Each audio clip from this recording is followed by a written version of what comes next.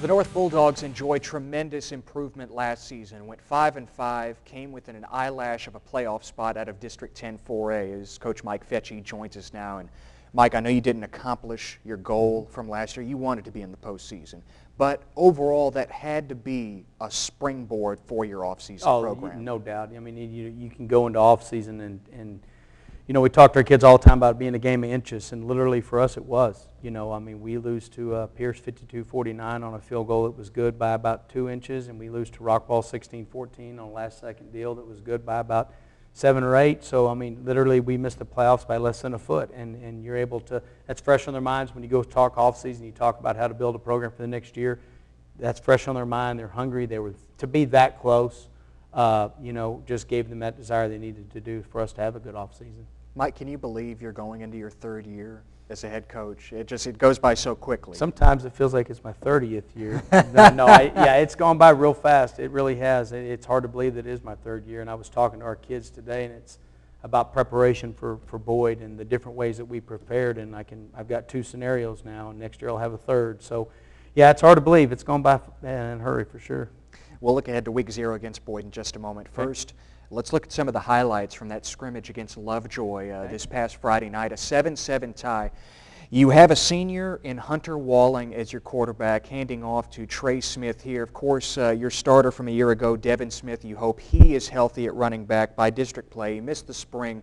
Trey could be a solid performer for you. Trey could be, and it's nice to have, you know, Trey can go home and he can talk about running back stuff to his brother around the dinner table, and you can tell that he really understands our scheme, and we're expecting a big year from him. What did you take overall from this scrimmage? I thought we ran to the ball pretty well on defense. I think that we took us a little bit to get up to the speed of things, which is pretty much what happens to you this time of year.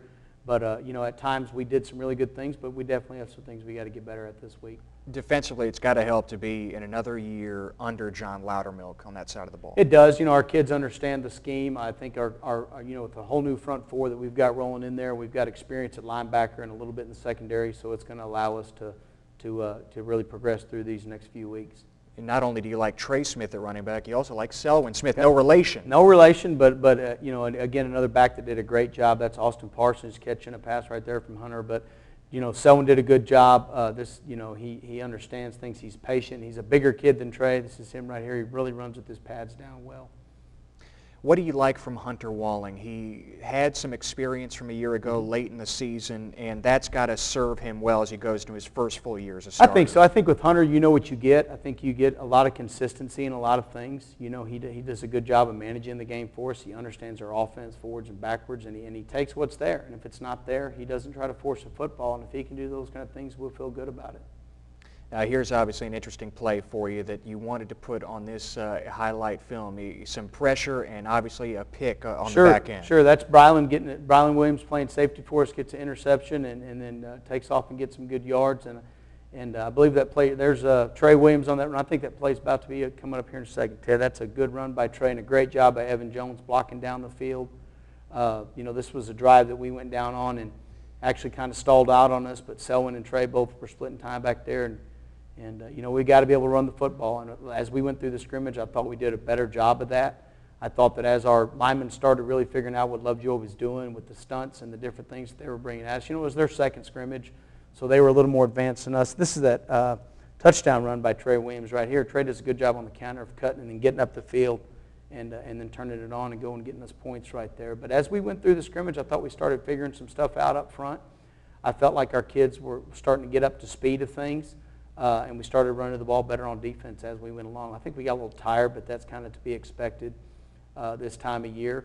But again, you know, this is late in the game, and you still see kids running around. And this is that play right here. This is a great run by Selwyn, and I'm putting it on here because we want to show our kids that, you know, hey, those guys on Friday night, they're going to keep coming, and when they get there, they're going to do what they've been taught. He punches that ball out. So we're using that to our advantage, both offensively and defensively this week. That's what a scrimmage is for, absolutely. What did you like about your front 4 on Friday night? You have 4 new starters there. You lost 4 seniors from a year ago. I think what I liked was the fact that they ran to the football. I really was impressed with how fast they are to the football. And we've got to obviously keep doing that for us to have a chance to be successful in the district we play in because, you know, as good as we were up front last year on the defensive line, the commonality amongst all four of them was that they did run to the ball, and we pride ourselves on that. It's what we start practice with defensively every day is we're going to run to the ball.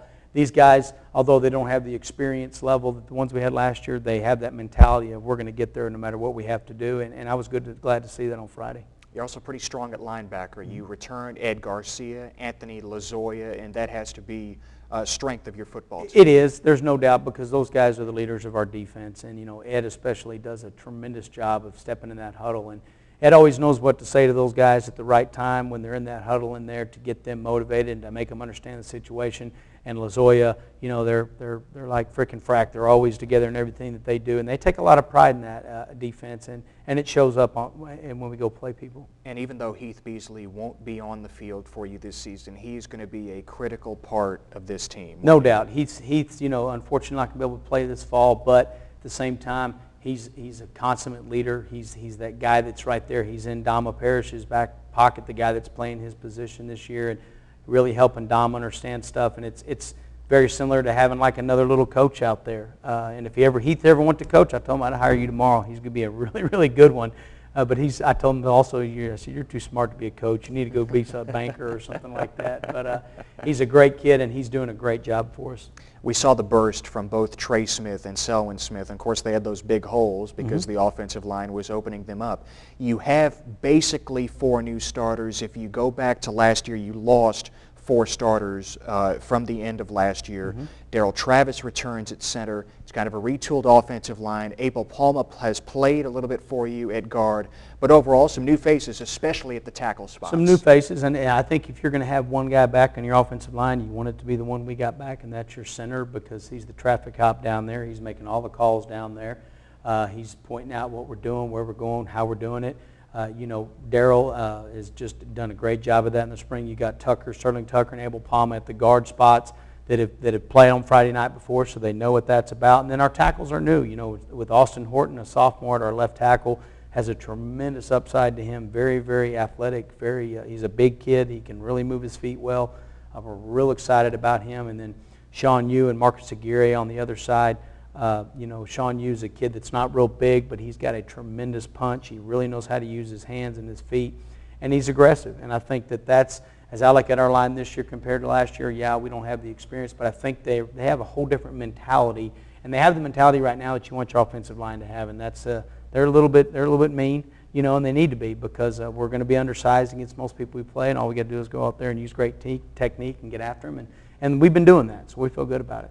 We saw Brylan Williams make that interception at free safety. He already seems like a natural at that position. We remember him as a quarterback last year, but you love his potential on defense. Right. Right now I'm really, really excited about our back end in the secondary. I think we are very, very athletic. I think we've got some kids back there that will make plays, and with him at one safety and Justin DeLeon at the other, and Grant Mahalik coming in and playing a role for us back there as well, with Richie Aviles at corner and Evan Jones at corner and Malik Golden. We're very athletic back there, which you got to be in the district we play with the people that throw the football like they do. You've got to have some athletic folks back there, and they're doing a great job and really picking things up, and they're being great tacklers too. That's the good thing that I've seen up to this point. As usual, you open with your crosstown game against McKinney Boyd. Talk about the challenges and also the excitement associated with facing a team full of guys that you see in town all summer. Sure. This is not a very long show. I don't know if I can talk about all the challenges, but no. No, I tell you what, Boyd's Boyd. I mean, very, very good on the defensive line. We're going to have to do a great job. Those front 3 on the defensive line are very, very talented kids. They've got new faces in other spots, but if you look at them, you can tell they're coached the same. They do things right. They play very sound defense. They're very good tacklers. Offensively, yes, they don't have John, but Driscoll is back, and he is the feature dude, and we're going to have to do a great job of trying to contain him and keep him corralled. We've got to tackle well, and we've got to run to the ball because that kid, if you don't run to the ball, he will make you pay for it. As far as the rivalry thing goes, I mean, these kids that we've got now have always played Boyd first. It's what they expect. It's what they know. So, I think they're excited. You throw in the fact it's the first game. You throw in the fact it's a game against somebody across town. I think it's great for this community.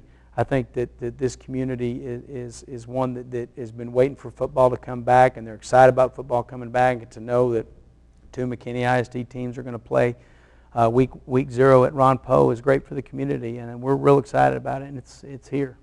Mike, good luck. We'll see you Friday night. Thanks, Ted. It is week 0, and what else but the crosstown showdown matchup between McKinney North and McKinney Boyd. It is our McKinney ISD football game of the week on 97.5 KLAK. We'll be on the air at 7 o'clock.